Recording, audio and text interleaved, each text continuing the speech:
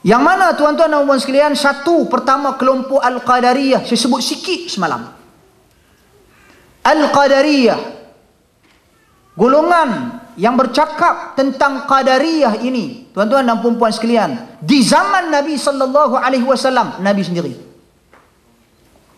Apa yang Nabi sebut tentang qadar, tentang Qadariyah, dalam hadis yang diriwayatkan oleh Imam At-Tabarani, berdasarkan riwayat-riwayatnya, ia sampai ke darjat hasan seperti yang dinilai oleh Ibn Hajar Al-Asqalani dan juga Syekh Al-Albani rahimahumullah, yaitu Al-Qadariyatu majus ummati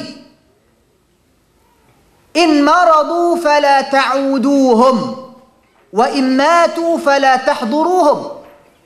Sesungguhnya golongan Qadariyah ini adalah majusi umatku. Sekiranya mereka sakit, jangan menziarahi mereka. Sekiranya mereka mati, jangan menghadiri kematian mereka. Ini golongan Qadariyah, Nabi telah sebut. Zaman Nabi dah sebut, tapi Nabi menyebut tentang kesesatan mereka. Zaman para sahabat radhiyallahu anhum ajma'in, peristiwa dua orang tabi'in yang terkenal dalam hadis yang diriwayatkan oleh Al-Imam Muslim rahimahullah di dalam sahihnya, hadis yang terkenal tuan-tuan dan puan sekalian, yaitu kisah kemunculan Ma'bad Al-Juhani. Ini kita nak cerita ni, pengasas kepada aliran Qadariyah. Kita tak mau cerita sebab pengasas Qadariyah ni sebenarnya bukan saja bermula daripada Islam, bahkan golongan-golongan sebelum daripada Islam dah ada. Golongan falsafah, golongan Dahriyah, golongan-golongan Yahudi, Nasrani, Majusi khususnya, yang mana mereka ini telah memperkatakan, sebahagian daripada mereka menolak qadar, sebahagian daripada mereka melampau-lampau dalam menetapkan ketentuan bagi Allah Subhanahu wa taala. Yang ini manusia tidak ada kuasa. Allah zalim, cipta manusia, jadikan manusia kafir, jadikan manusia sesat, kemudian masuk ke dalam neraka. Nampak? Satu kelompok lagi pula, tidak, kami yakin boleh, kami yang buat semua. Allah Subhanahu wa taala tidak mengetahui segala sesuatu pun. Allah hanya mengetahui pengetahuan yang bersifat umum. Adapun juz'iyat, pendetilan, Allah tak tahu. Perbuatan manusia yang berlaku hari-harian, yang mungkin hari ini berbeza dengan esok, yang mungkin esok sama dengan lusa, Allah tak tahu. Allah hanya tahu penciptaan dia awal bersifat umum. Ini falsafah, golongan-golongan falsafah. Jadi kita tak mau cakap tentang mereka ni, panjang cerita. Kita fokus kepada golongan yang menisbahkan diri mereka kepada Islam, yaitu Qadariyah dan juga Al-Jabriyah. Yang mana Qadariyah ni dalam kurungan kita boleh bubuh Mu'tazilah, semacam saja dibalik dah. Tuan-tuan dan puan sekalian, jadi golongan Qadariyah ni pengasasnya Ma'bad Al-Juhani. Dua orang tabi'in ini datang bertemu dengan Abdullah ibnu Umar, menyebabkan Abdullah ibnu Umar radhiyallahu anhu membacakan kepada mereka hadis yang beliau riwayatkan daripada bapa dia sendiri, iaitu Umar Al-Khattab radhiyallahu anhu. Hadis tentang hadis Jibril yang kita bacakan tadi, tentang persoalan yang diajukan oleh Jibril sebagai ujian kepada Nabi dan sebagai pengetahuan kepada para sahabat yang berada di sekitar Nabi sallallahu alaihi wasallam, tentang Islam, tentang iman, tentang ihsan, tentang tanda-tanda kiamat. Jadi tuan-tuan dan puan-puan sekalian, golongan Qadariyah ni, Ma'bad Al-Juhani ni, mengapa mereka dipanggil Qadariyah?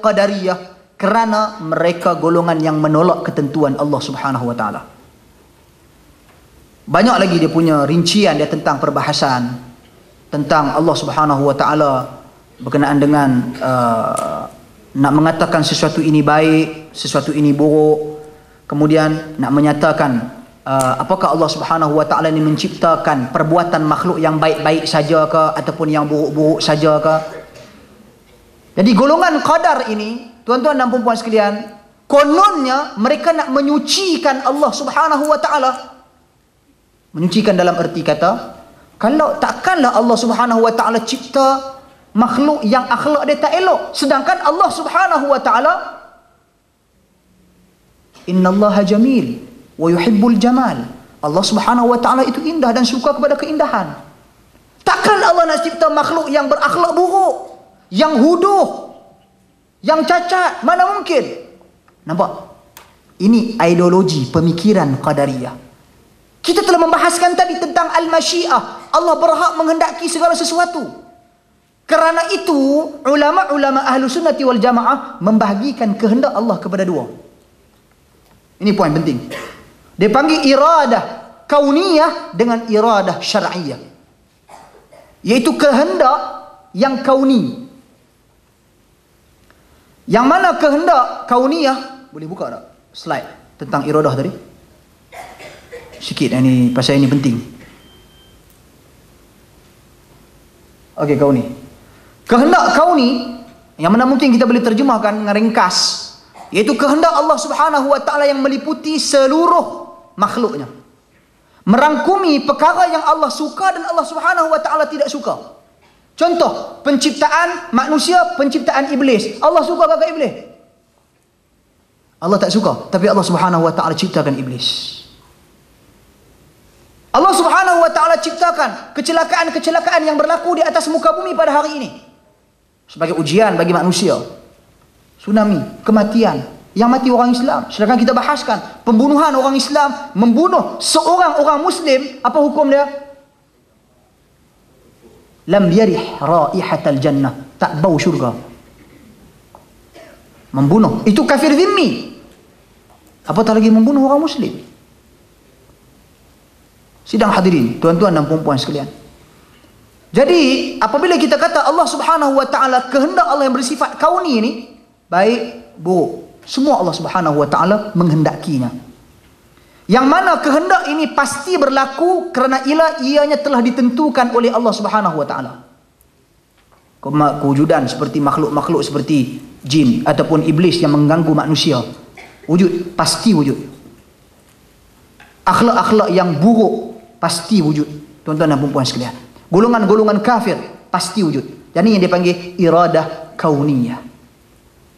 Ya, jelas iaitu kehendak yang bersifat umum menyeluruh makhluknya. Segala makhluk merupakan wujudnya mereka, wujudnya apa yang berlaku di sekitar mereka merupakan kehendak dipanggil kauniyah. Satu lagi yang penting di sini iaitu kehendak syar'iyah. Kehendak syar'iyah iaitu mengandungi perkara yang Allah cintai sahaja.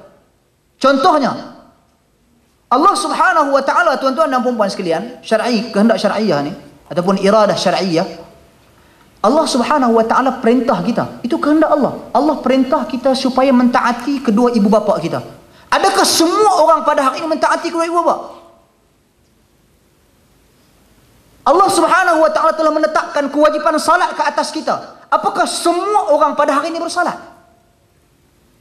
Jadi syar'i di sini artinya Allah Subhanahu wa ta'ala tetapkan di sisinya benda ni wajib. Benda ni mesti dilaksanakan. Dan siapa yang laksanakan perkara ini, dia akan mendapat kecintaan Allah Subhanahu wa ta'ala. Sebab itu tuan-tuan dan puan-puan sekalian, bila kita kata orang buat maksiat, macam ini contoh, saya bagi contoh bid'ah lah, mudah. Contoh bid'ah mudah, simple. Kata bid'ah ni satu benda yang baik bagi sebahagian daripada orang, satu benda yang baik. Lihat berapa ramai orang buat. Hujah kebiasaannya bid'ah. Apa-apa bid'ah, saya tak maksud bid'ah apa-apa pun. Mungkin bid'ah akidah. Tuan-tuan nak buat bid'ah dari sudut akidah. Jadi semua orang beriman macam ni, semua orang percaya macam ni, semua orang buat macam ni. Macam mana benda ni boleh berlaku? Kalau sekiranya benda ni salah, takkan berlaku. Sebahagian daripada orang dia berhujah macam tu. Kita nak cerita mudah aja.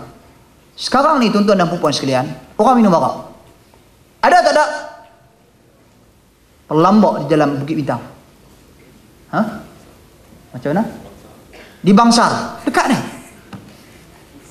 Minum arak cukup ramai, cukup banyak, tak malu-malu, tak segan silu. Arak haram tidak? Haram. Allah redha ataupun tidak dengan arak?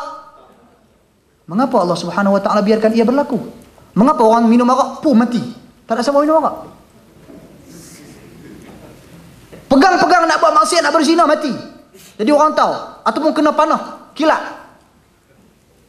Jadi dunia ini tidak akan, sekiranya Allah nak, Allah boleh buat. Tapi ini dipanggil iradah syar'iyah. Allah Subhanahu wa taala nak uji manusia. Allah menetapkan, Allah bagi manusia pilihan. Hang nak semayang, kau tak mau semayang. Allah bagi manusia kehendak. Sebab itu kita bukan qadariyah. Qadariyah ni dikata Allah tidak berkehendak, kami yang cipta perbuatan kami semua. Ini ciri-ciri